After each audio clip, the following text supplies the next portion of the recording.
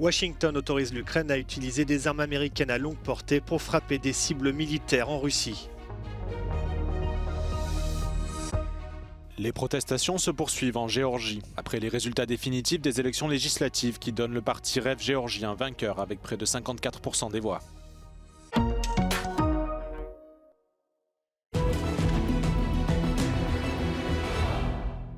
Nearly 1,000 days since Russia's full-scale invasion of Ukraine, Washington has allegedly authorized the use of US-provided ATACMS for the strikes deep into Russia. What difference would it make, and what targets can Kyiv strike now? The Institute for the Study of War states that the partial lifting of restrictions on Ukraine's use of Western-provided long-range weapons against military objects within Kursk region only will not completely deprive Russian forces of their sanctuary in Russian territory, as hundreds of military objects remain within ATACMS range in other Russian border regions. In the end of August, the think tank released this map of known military and paramilitary objects in Russia which Ukraine can strike. And now this line right here shows the maximum range of Ukrainian ATACMS, especially their 300 kilometers variant. There are at least 245 of known Russian military and paramilitary objects here in this range. Out of this total number, there are only 16 air bases from where Russia has moved almost all of its aircraft. At least 225 known objects remained in range of ATACMS, with at least 15 being in the region of Kursk. By the end of August, there were also at least 11 sites here known as Russian military land use, areas designated for military training and testing purposes. But these estimates were made before over 10,000 North Korean soldiers have been deployed to this area. The Institute for the Study of War continues to assess that Russian forces will benefit from any partial sanctuary if Western states continue to impose restrictions on Ukraine's ability to defend itself, and that the US should allow Ukraine to strike all legitimate military targets within Russia's operational and deep rear, within range of US-provided weapons, not just those in Kursk region.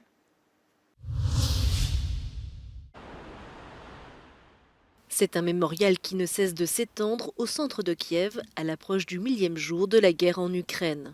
Chaque drapeau représente un soldat tombé au combat, parmi lesquels de nombreux civils appelés sur le front, et parfois les proches des disparus viennent de loin pour se recueillir. Это мой сыночек, Колпаковский Николай, 28 лет, 26 декабря 23 года. Он погиб в Старомайорске. Такой парень был хороший, не женат еще был. Ничего после себя не оставил, никого. Будь проклята эта война, ненавижу ее. Ce lieu a été improvisé par les familles en l'absence de mémorial officiel. Les premiers drapeaux auraient fait leur apparition sur la place de l'Indépendance quelques semaines après le début de l'invasion russe. S'il est difficile de fournir une estimation précise, le Wall Street Journal avançait le chiffre de 80 000 morts et près de 400 000 blessés côté ukrainien depuis le début du conflit.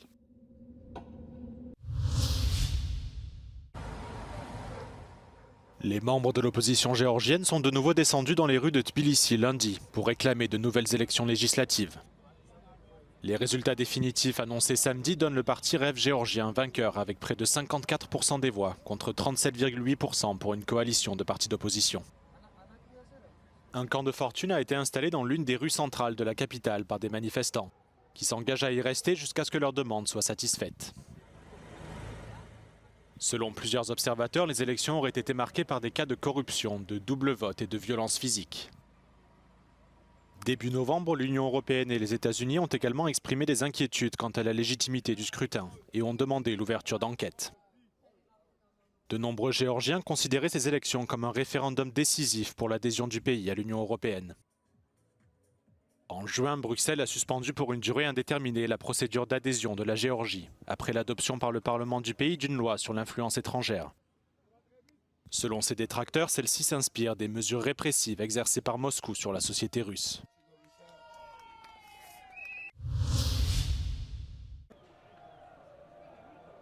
Le match de Ligue des Nations Israël-Belgique qui s'est déroulé à Budapest s'est terminé sans incident. La présence policière avait été renforcée à la suite des violences qui ont éclaté à Amsterdam il y a 10 jours. Les spectateurs ont été soumis à plusieurs contrôles avant leur accès au stade et les autorités avaient mis en place un dispositif élargi pour éviter tout débordement dans la ville. Les supporters israéliens qui assistaient au match ont déclaré à Euronews que ce qui s'était passé aux Pays-Bas n'avait aucune chance de se reproduire en Hongrie. Des supporters qui en plus ont pu savourer la victoire de leur équipe 1-0. Honestly, I don't think so. I could hardly believe something like this could happen. Honestly, the city is very, very safe. I think it's the safest city for Jews. It's the safest city for Jews in Europe. I think it's different. I think everybody is more prepared right now. And what happened in Amsterdam, it's not even any words about it. I don't have any words. I have friends over there that really have traumas about that thing. I feel a lot of security here in this area, and there is a lot of Israeli, and we feel safe. Le 7 novembre dernier à Amsterdam, des incidents ont éclaté en marge du match de Ligue Europa entre l'Ajax et le Maccabi Tel Aviv. De nombreuses vidéos sur les réseaux sociaux ont montré des provocations de supporters israéliens qui ont, à l'issue du match, été poursuivis et agressés par des hordes de jeunes en scooter à travers la ville. Ils ont été frappés et pour certains d'entre eux ont terminé la soirée à l'hôpital. La police néerlandaise avait procédé à de nombreuses arrestations le soir même et les jours qui ont suivi. A mai meccsre kilátogatók fokozott biztonsági ellenőrzésen kellett, hogy átessenek az amszterdami események után. Ennek ellenére mindez fennakadások nélkül zajlott, hiszen jóval kevesebb izraeli szurkoló érkezett erre a mai Nemzetek Ligája mérkőzésre, mint a korábbi izraeli válogatott meccsekre ide Budapestre. Magyar Attila, Euronews, Budapest. Munis de pancartes pour certains, ils étaient des milliers ce dimanche dans les rues de Bratislava. Un rassemblement pour protester contre la politique du gouvernement pro-russe, accusé de mauvaise gestion des fonds publics et de vouloir museler la presse. La manifestation avait aussi pour but de marquer les 35 ans de la révolution de velours. Na to, aby sme slobodu a demokraciu uchránili, tak si musíme aj pripomínať. A preto som veľmi rád, že dnes ľudia prišli, aby si tieto hodnoty pripomenuli s nami. Lebo to nie je samozrejmosť, sloboda, demokracia, ale aj veci ako sloboda médií, nezávislé súdnictvo, to nie je samozrejmosť, je to niečo, o čo treba znovu a znovu usilovať. Stal som tu pod týmito tribúnami v roku 1989 a spred 35 rokov si beriem do dnešného dňa 3 dôležité slová. To je odhodlanie. Ani dnes nemôžeme skloniť hlavy a tváriť sa, že nám je úplne jedno, čo sa tu deje. Ja vidím tisíce ľudí, ktorí sú sklamaní. To druhé je, že odpovedať na to musíme slušnosťou. Tak ako to bolo v roku 1989, tak to budeme robiť aj my. Il y a 35 ans, en 1989, la répression violente d'une manifestation d'étudiants conduit à une vague de protestations pacifiques à travers la Tchécoslovaquie. Baptisé Révolution de velours, ce mouvement qui met fin au régime communiste aboutit en 1993 à la séparation de la Tchécoslovaquie en la République tchèque et la Slovaquie. Il y a quelques mois, la Slovaquie a connu une vague de manifestations antigouvernementales et depuis, l'opposition met en garde contre un risque de perdre les acquis obtenus avec la Révolution de velours.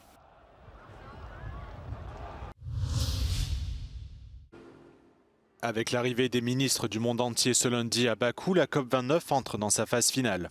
Surnommée la COP des finances, elle vise à convenir d'un nouveau régime de financement de la lutte contre le changement climatique. L'accord actuel arrivant à échéance l'année prochaine. L'objectif précédent de 100 milliards de dollars par an jusqu'en 2025 n'a été atteint qu'il y a 2 ans. Aujourd'hui, le nouvel objectif vise plus d'1 millier de milliards de dollars, selon l'Organisation des Nations Unies pour le commerce et le développement, la CNUSED. We made this study and we ran a model to try to establish a bracket for the new goal. And we came out with this document that says that the goal should start from 1.1 trillion for next year.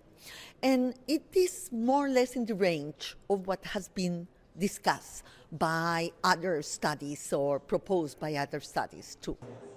La secrétaire générale de la CNUSED reconnaît toutefois que cet objectif sera difficile à atteindre. No, I think that these are difficult discussions. Let's not try to to overshadow the difficulties that we are confronting. And obviously it's not only about the quantum, it's also about the responsibilities within the quantum, what will come from where and for what. Le nouvel accord sera négocié par les gouvernements, mais le secteur privé jouera un rôle clé dans sa mise en œuvre dans les années à venir. Les banques de développement occupent une position charnière entre les pays et les entreprises. Nous nous sommes entretenus avec Odile Renaud-Basso, présidente de la Banque européenne pour la reconstruction et le développement. Selon elle, si l'objectif de financement global est indispensable, aucun changement réel ne se produira sans des politiques ambitieuses de la part des gouvernements nationaux. Having a goal is not what is also, it's not the only a solution per se. So it's a mean, but what is also very important is the commitments taken by all countries around the world about the national determined contribution, how they will, what kind of objectives they set for themselves in terms of level of renewable, getting out of coal, getting out of gas and so forth. So the national objective each country sets for himself or is very important also. And because having money, if you don't have project, will not deliver anything. Le secrétaire général de la Chambre de commerce internationale souligne également la nécessité d'objectifs ambitieux face au changement climatique. We expect governments to lead on this. We expect governments to actually be seized with the same level of engagement and intensity as when the global financial crisis hit, and we expect action. Le compte à rebours est donc lancé à Bakou. Il reste une semaine aux participants de la COP29 pour convenir d'un nouvel objectif de financement et pour annoncer les projets de leur pays face à l'urgence climatique.